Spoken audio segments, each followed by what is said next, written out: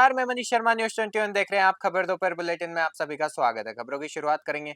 खबर आ रही है जोबनेर से। राजधानी जयपुर के नजदीक आसलपुर जोबनेर रेलवे स्टेशन पर क्षेत्रवासियों की वर्षों पुरानी मांग आखिरकार पूरी हो गई है।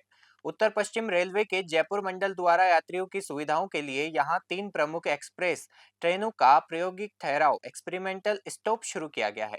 इसके साथ ही जयपुर फुलेरा सवारी गाड़ी का बोबास स्टेशन पर भी ठहराव दिया गया है। इस ऐतिहासिक अवसर पर कैबिनेट मंत्री कर्नल राज्यवर्धन सिंह राठौड़ और जयपुर ग्रामीण सांसद राव राजेंद्र सिंह ने जयपुर जैसलमेर एक्सप्रेस गाड़ी संख्या 12468 को हरी झंडी दिखाकर रवाना किया। स्टेशन परिसर में ढोल नगाड़ों के साथ अतिथियों का भव्य स्वागत किया गया और स्थानीय जनप्रतिनिधियों व ग्रामीणों ने इस सौगात के लिए आभार व्यक्त किया। वरिष्ठ मंडल वाणिज्य प्रबंधक पूजा मित्तल ने पूजा मित्तल के अनुसार उन्होंने कहा कि यह ठहराव आगामी आदेशों तक प्रभावी रहेगा। इस समारोह में रेलवे के आला अधिकारियों सहित सैकड़ों ग्रामीण मौजूद रहे। जोबनेर से ब्यूरो रिपोर्ट। पिंडवाड़ा से खबर आ रही है। पिंडवाड़ा के रीको औद्योगिक क्षेत्र में एक वृद्ध व्यक्ति द्वारा आत्महत्या करने का सनसनीखेज मामला सामने आया है। मृतक की पहचान सिवेरा निवासी कन्हैयालाल पुत्र देवाराम जाति हीरागर के रूप में हुई है। घटना की सूचना मिलते ही स्थानीय पुलिस तुरंत मौके पर पहुंची और घटना स्थल का बारीकी से जायजा लिया। घटना के बाद मृतक कन्हैयालाल के परिजनों ने इस मामले में नया मोड़ ला दिया है। परिजनों का आरोप है कि आत्महत्या का मामला नहीं है ये, बल्कि उनकी हत्या की गई है। आक्रोशित परिजनों ने मौके पर जमकर विरोध जताते हुए पुलिस प्रशासन से पूरे मामले की निष्पक्ष और उच्च स्तरीय जांच करने की मांग की है। पिंडवाड़ा से राहुल रावल की रिपोर्ट देख रहे हैं आप। आज अभी करीब 10 बजे सूचना मिली थी कि आबू रोड जो रिको क्षेत्र है वहाँ फैक्ट्री में किसी ने पेड़ पे लटक के सुसाइड कर लिया है। जिस बात पर पुलिस डीओ को मौके पे भेजा था, फिर मैं भी मौके पे आया तो बॉडी को नीचे उतार के अभी सीएससी पिंडवाड़ा भेजा गया है। इनके परिजन वगैरह काफी आए हुए हैं। इनका किसी पे कोई आरोप प्रत्यारोप जो भी है उसकी जांच का विषय है, जो अभी हम अनुसंधान करेंगे। डेड बॉडी को पिंडवाड़ा शिफ्ट करा दिया है। अभी इन परिजनों की रिपोर्ट पर अग्रिम कार्रवाई की जाएगी। और उसमें सुसाइड नोट को लिख के भी मराया कि 2 आदमियों का उसके नाम भी है। तो इन्होंने आके मुझे टॉस से 4 आदमी बुला के और उन्होंने मुझे मारा गया। यहाँ पे उस पर लिखा हुआ भी है और उनके ऊपर कोई कार्रवाई नहीं हो रही है। तुरंत से हम सुबह 7 बजे से यहाँ पे खड़े हैं सब जने।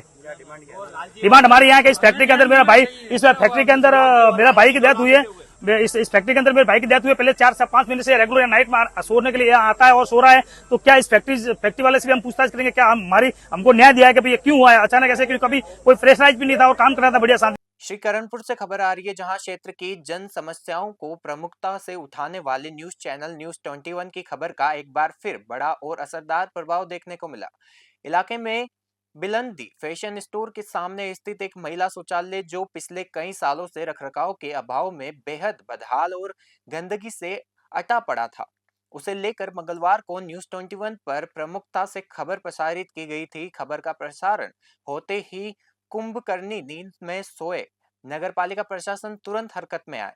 प्रशासनिक अधिकारियों के निर्देश पर बुधवार को आनंद फानंद में सफाई कर्मचारियों की टीम भेजकर इस बंद पड़े महिला शौचालय की पूरी तरह से साफ सफाई करवाई गई। वर्षों से फैली गंदगी और आ रही बदबू के दूर होते ही बुधवार को स्थानीय महिलाएं और बाजार आने वाली महिला खरीदार इस शौचालय का उपयोग करती नजर आई, जिससे उन्होंने बड़ी राहत महसूस की। शौचालय की सफाई होने पर बाजार के व्यापारियों और स्थानीय महिलाओं ने न्यूज 21 का आभार व्यक्त करते हुए कहा कि मीडिया के सजग रुख के कारण ही आज महिलाओं को इस बड़ी परेशानी से मुक्ति मिली है। श्री कानपुर से अमित धवन की रिपोर्ट देख रहे हैं आप।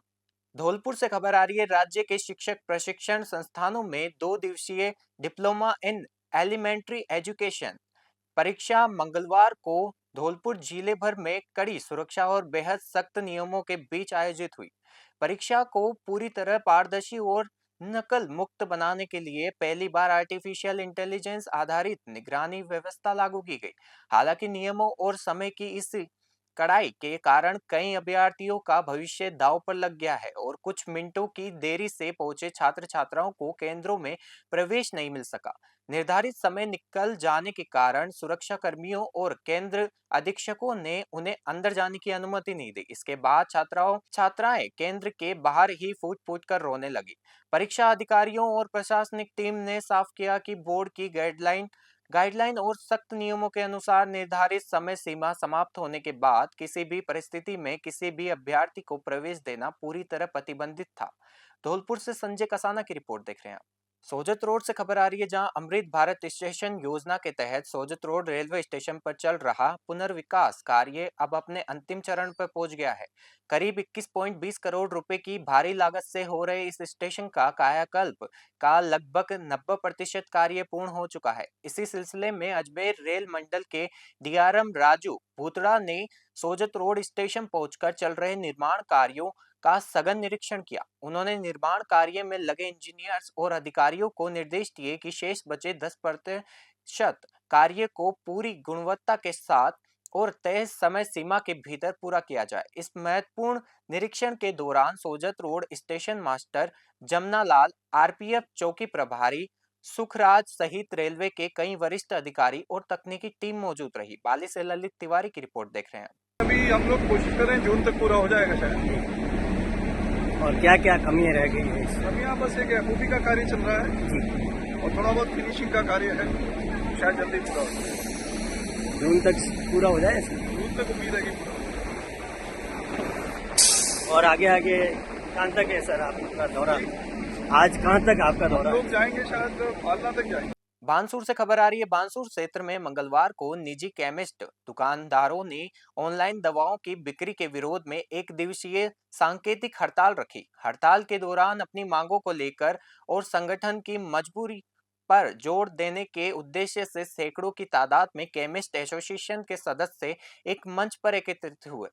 केमिस्टों का कहना है कि ऑनलाइन दवाइयों की अवैध और अनियंत्रित बिक्री से स्थानीय मेडिकल व्यवसाय पूरी तरह प्रभावित हो रहा है, जिससे खुदरा दवा विक्रेताओं के सामने संकट खड़ा हो गया है। इस संबंध में केमिस्टों ने मुख्यमंत्री के नाम बानसूर एसडीएम को एक ज्ञापन भी सौंपा। इस दौरान संगठन के पदाधिकारियों का भी चुनाव किया गया। सर्वसम्मति से रमेश चंद्र सैनी को अध्यक्ष चुना गया। देवेंद्र एरन को कोषाध्यक्ष का पदभार ग्रहण करवाया गया। वहीं तेज सिंह यादव को उपाध्यक्ष तथा सैनी मेडिकल वाले राम अवतार सैनी को संगठन का संरक्षक बनाया गया।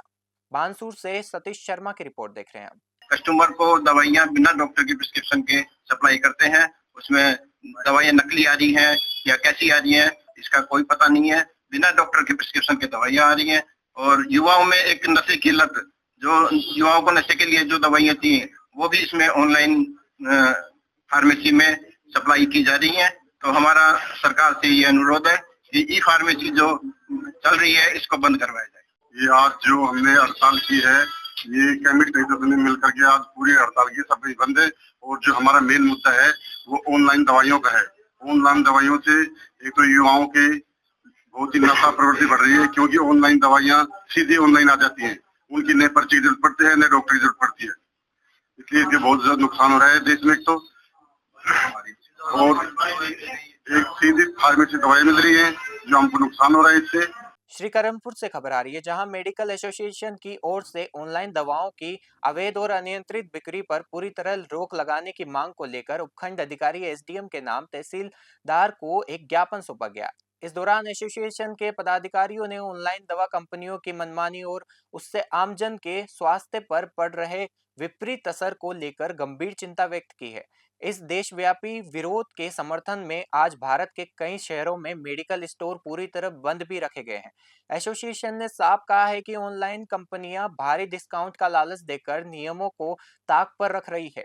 इससे स्थानीय स्तर पर लोकल मार्केट वर्षों से ईमानदारी से टैक्स देकर व्यापार कर रहे छोटे और मंझले दवा दुकानदारों के व्यवसाय और रोजगार पर बेहद बुरा असर पड़ रहा है। पदाधिकारियों ने चेतावनी दी है कि यदि सरकार ने ऑनलाइन दवाओं की इस अवैध और अनियंत्रित बिक्री पर जल्द ही पूर्ण प्रतिबंध नहीं लगाया गया तो स्थानीय केमिस्ट अपने रोजगार और जनता के स्वास्थ्य की रक्षा के लिए आगामी दिनों में बड़े आंदोलन को मजबूर होंगे। श्रीकरणपुर से अमित धवन की रिपोर्ट देख रहे हैं आप। अजमेर के ज्वार रंगमंच में आयोजित ऑल इंडिया सूफी सज्जादा नशीन काउंसलिंग कार्यक्रम में देश भर से पहुंचे सूफी संतों, अलेमाओं और गणमान्य लोगों ने एकता, अमन और भाईचारे का संदेश दिया। कार्यक्रम में अजमेर दरगाह दीवान उत्तराधिकारी सैयद नसरुद्दीन चिश्ती ने कहा कि हिंदुस्तान की असली पहचान उसकी गंगा जमुना तहजीब और आपसी प्रेम है। उन्होंने युवाओं से नफरत छोड़ मोहब्बत का रास्ता अपनाने की अपील की। मंच से मेरा मुल्क मेरी पहचान का संदेश देते हुए सूफी संतों ने समाज में सौहार्द बनाए रखने पर जोर दिया। कार्यक्रम में सूफी कलाम, तकरीरें और देशभक्ति के संदेशों ने माहौल को आध्यात्मिक रंग से रंग दिया। बड़ी संख्या में लोगों की मौजूदगी ने अजमेर की सूफी विरासत और भाईचारे की परंपरा को फिर मजबूत बनाए रखने का संकल्प लिया। अजमेर से सीताराम गहलोत की रिपोर्ट देख रहे हैं आप। जनाब डॉक्टर हबीबुर रहमान नियाजी साहब, जो हमारी काउंसिल के स्टेट प्रेसिडेंट हैं और मीर जी के बाग की दरगाह के सज्जादा नशीन, उनका शुक्रिया, उन्होंने समय निकाला। और इसके बाद में जो सामाजिक और धार्मिक संगठन रहे, उनका बहुत बहुत आभार व्यक्त करता हूँ दिल की गहराइयों से। और ये शब्द मैं बयान नहीं कर सकता उन्होंने मेरा कितना साथ दिया है, क्योंकि ये सोच थी जिसको कामयाब बनाया। जैसे श्री प्रकाश जैन साहब जो अध्यक्ष हैं सरदार मैत्री संघ के, उनका शुक्रिया। श्री योगेंद्र ओझा जी जो हमारे जिला पार एसोसिएशन के अध्यक्ष हैं, उनका बहुत बहुत शुक्रिया। श्री रुपेंद्र परिहार जी जो सचिव हैं जिला पार एसोसिएशन, उनका बहुत बहुत शुक्रिया समय देने के लिए। महेंद्र जोशी जी जो दीन दुखी दिव्यांग संस्थान अजमेर के सदर हैं, उनका बहुत बहुत शुक्रिया। श्री महेंद्र बंसल जी और श्री रमेश लालवानी जी, इनका विशेष तौर से बहुत बहुत शुक्रिया, क्योंकि अजमेर व्यापारिक संघ ने एक अपील भी जारी की थी। हनुमानगढ़ से खबर आ रही है, जहां स्वास्थ्य विभाग ने मिलावटखोरों के खिलाफ हनुमानगढ़ जिले में अब तक की सबसे बड़ी कार्रवाई को अंजाम दिया। तलवाड़ा क्षेत्र के गांव बुरहानपुरा में चल रही एक नकली दूध बनाने की अवैध फैक्ट्री का भांडाफोड़ किया गया। एक सूने मकान के भीतर चल रहे इस काले कारोबार पर स्वास्थ्य विभाग की अचानक हुई रेड से पूरे इलाके में हड़कंप मच गया। मौके पर भारी मात्रा में संदिग्ध दूध और उसे बनाने में इस्तेमाल होने वाला केमिकल जब्त कर नष्ट करवाया गया।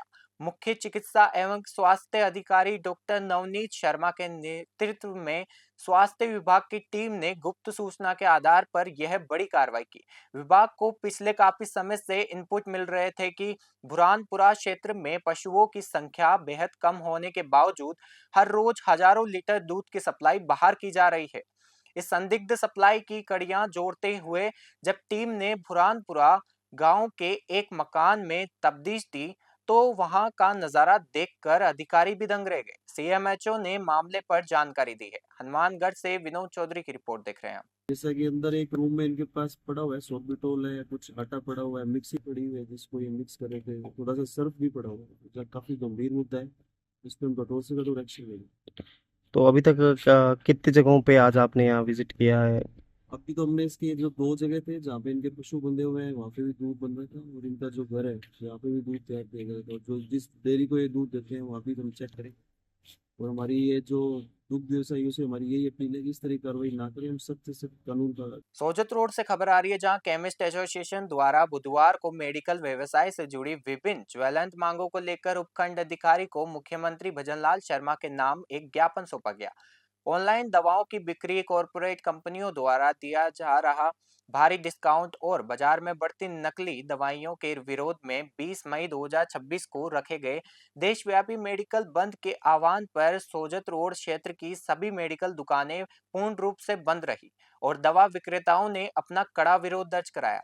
संगठन के सदस्य प्रवीण सिंह राठौड़ ने बताया कि ऑनलाइन दवा कंपनियां और बड़े कॉर्पोरेट घराने नियमों को ताक पर रखकर भारी छूट का लालच दे रहे हैं, जिससे स्थानीय खुदरा लोकल मेडिकल स्टोर संचालकों के सामने रोजी रोटी का संकट खड़ा हो गया है। पाली से ललित तिवारी की रिपोर्ट देख रहे हैं आप। जयपुर से खबर आ रही है, जहां राज्य सरकार के शुद्ध आहार मिलावट पर वार अभियान के तहत जयपुर में मिलावटखोरों के खिलाफ एक और बड़ी कार्रवाई को अंजाम दिया गया। आयुक्त खाद्य सुरक्षा एवं औषधि नियंत्रण राजस्थान डॉक्टर टी शुभ मंगला के निर्देशन में मुखबिर से मिली पुख्ता जानकारी सूचना के आधार पर जयपुर द्वितीय क्षेत्र की खाद्य सुरक्षा टीम ने मानसरोवर स्थित मेटा बिग बाजार मार्ट में औचक छापेमारी की। इस कार्रवाई के दौरान बाजार में धड़ल्ले से बेचे जा रहे लोटस ब्रांड के नकली घी के पैकेट्स बड़ी मात्रा में जब्त किए गए। माल के नकली प्रमाणित होने के तुरंत बाद खाद्य सुरक्षा टीम ने स्थानीय नारायण विहार थाना में कॉपीराइट एक्ट के तहत मामला एफआईआर दर्ज करवाया है। मार्च से जब्त किया गया घी का पूरा स्टॉक अग्रिम कानूनी कार्रवाई के लिए पुलिस के सुपुर्द कर दिया गया है। जयपुर से ब्यूरो रिपोर्ट। खबर दोपहर बुलेटिन में फिलहाल के लिए इतना ही। देखते रहिए न्यूज़ 21। नमस्कार।